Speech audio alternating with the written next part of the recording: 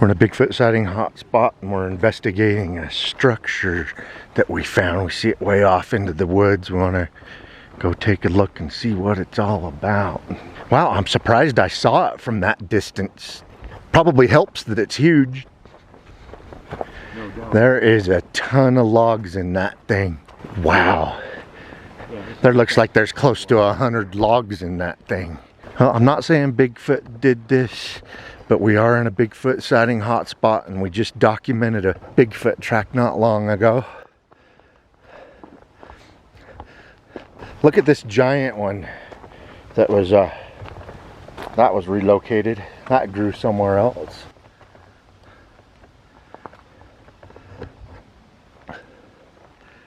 That is a giant teepee structure. Will you stand inside it, Duke? Just to help give it scale. Wow. It's got a center post like most of these structures do. And look, these are all busted off. Pretty cool. It's definitely interesting enough to point out.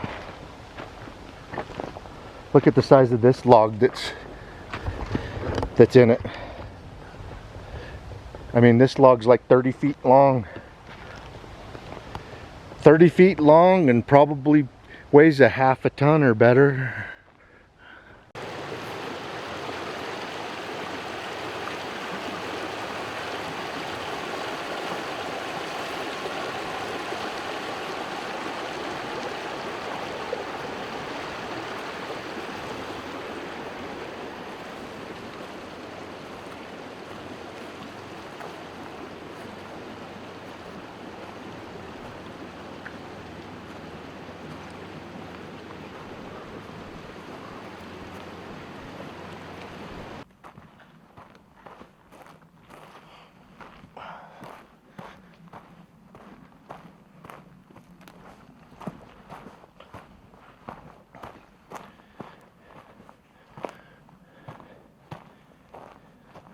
Duke and I are in the Uinta Mountains. We're near the peaks on the southeast side of the Uintas, following up on some Bigfoot sighting reports.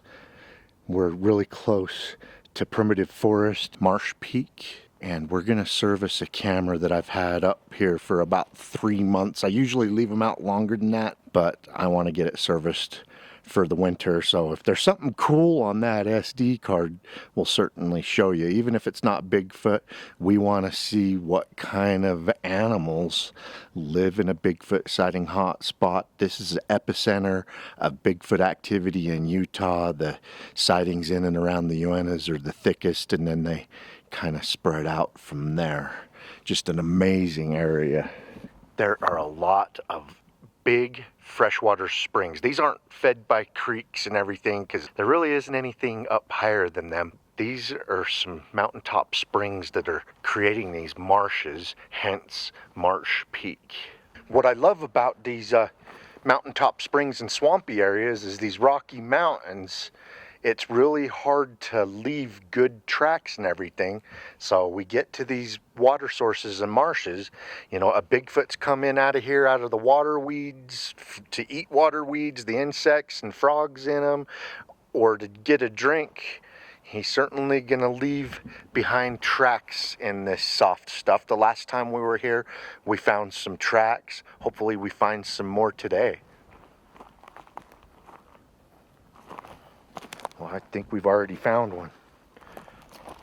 I think we've already found a Bigfoot track. I'm going to put a tape measure on that and see if it fits the dimension of a Sasquatch. Looks like we may have very well found a Sasquatch that's come in and out of here again, because the last time we found tracks. All right, I'm going to throw a tape on that and let's see what's going on. Just like the last time we was up here, this one fits the same dimensions, and I want to point everything out for you guys.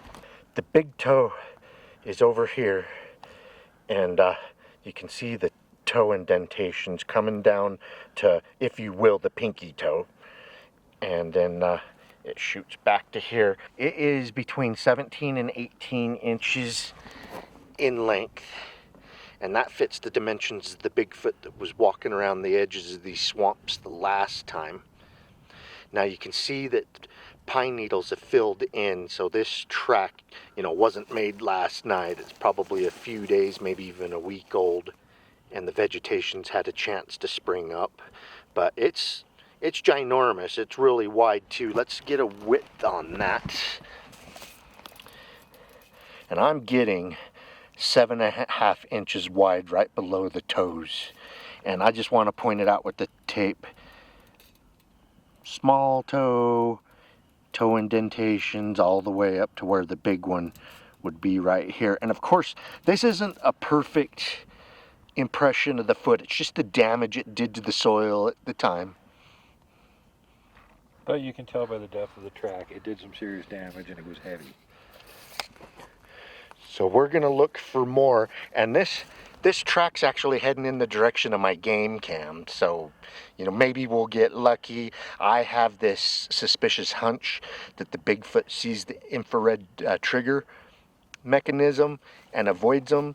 So even though there's a Bigfoot heading in the direction of my camera, chances are it avoided it. But I don't know, maybe one day they'll make a mistake and give us a selfie. Yeah, old parts are pretty much 100% convinced they can see infrared, since a lot of other animals can. And if he did find the game cam, he didn't walk in front of it unless he was flipping Kelly off. So we'll find out. All right, a lot of you people that say that I don't camouflage my cameras well enough, I'm going to zoom in on it and you let me know when you see it.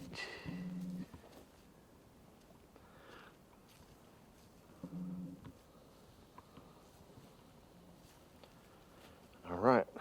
Duke and I is going to service that, and we'll certainly show you what's on it, if there's actually something on it. Not saying this has anything to do with Bigfoot, even though I'm in a Bigfoot sighting location and just found what we suspect is a Bigfoot track that we measured, but look at all these sticks broken up and stacked right next to each other. I don't know. Don't know if it means anything or if it's just a coincidence, but I thought that was cool.